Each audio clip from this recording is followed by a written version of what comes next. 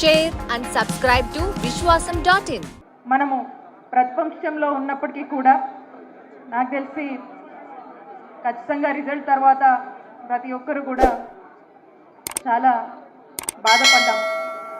అయినా కూడా మనము బయటికి వచ్చి ఈరోజు మనందరిలో ఉన్నటువంటి ధైర్యం ఏంటంటే మన నాయకుడు జగనన్న ఆ రోజు చేసినటువంటి మంచి మళ్ళా జగనన్న మంచి చేస్తాడనేటువంటి నమ్మకం ఈరోజు మనని ధైర్యంగా మనం బయటికి అడగగలుగుతున్నాం.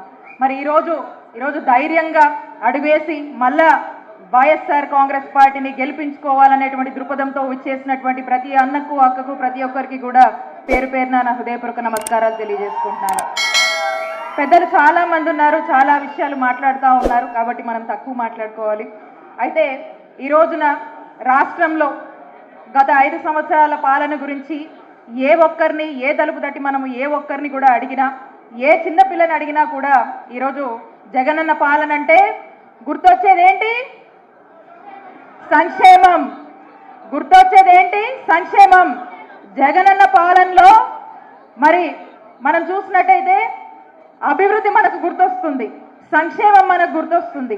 అలాగే ఇంకొన్ని అడుగులు మనకు ముందుకు వేస్తే మనకు ఈ రాష్ట్రంలో మరి ఎన్నడూ ఎవరు చేయనటువంటి విధంగా ఈరోజు ఒక విద్య అయితేనేమింది, వైద్యం అయితేనేముంది, వ్యవసాయ రంగం అయితే ఏముంది, అన్నిట్లో కూడా మరి నా భూతో నా భవిష్యత్ అని చెప్పే విధంగా ఒక బెంచ్ మార్క్ పాలనని జగనన్న ప్రభుత్వం అందించింది అని ఇక్కడ ఉన్నటువంటి ప్రతి ఒక్కరూ, ఈ రాష్ట్రంలోని ప్రతి ఒక్కరు కూడా ధైర్యంగా ఒప్పుకొని చెప్పి మళ్ళా కూడా చెప్తామని చెప్పి ఉన్నటువంటి నమ్మకం మన నాయకుడు జగనన్న మనకు అందించాడు వారి పాలనలో.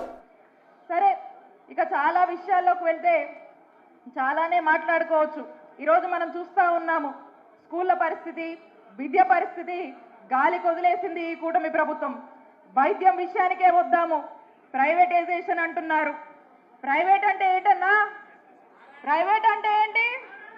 అన్ని డబ్బులే, డబ్బులు కమ్మిపడేయడం, డబ్బులకి ప్రైవేట్ వాళ్ళకి దారాదత్తం చేయడం అంటారు. మరి ఈరోజు అన్నిట్లో కూడా ప్రైవేటైజేషన్.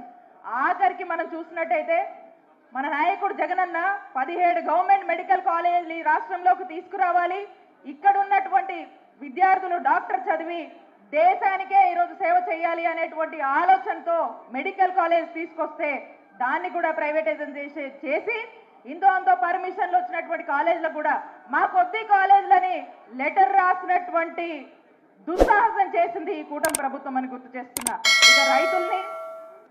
ఇక రైతుల్ని వాళ్ళ కష్టాలకే వదిలేశారు. ఇక ఇలా మాట్లాడుకుంటే చాలా విషయాలే మనం మాట్లాడొచ్చు. ఒక్క విషయం చెప్తా, సూపర్ 6 అని మాటలు చెప్పారు కదా, 100 రోజులు దాటింది. సూపర్ 6 ఏమైంది?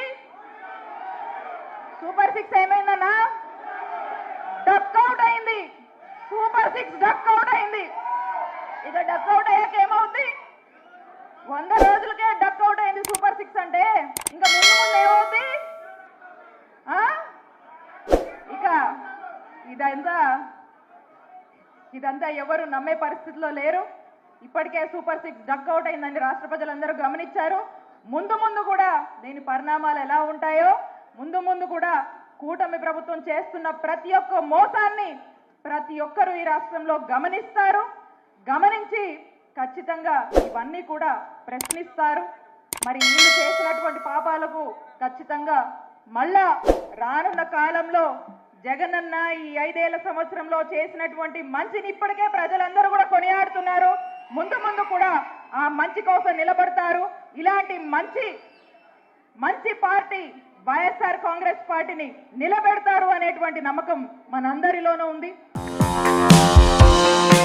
Like, share and subscribe to vishwasam.in.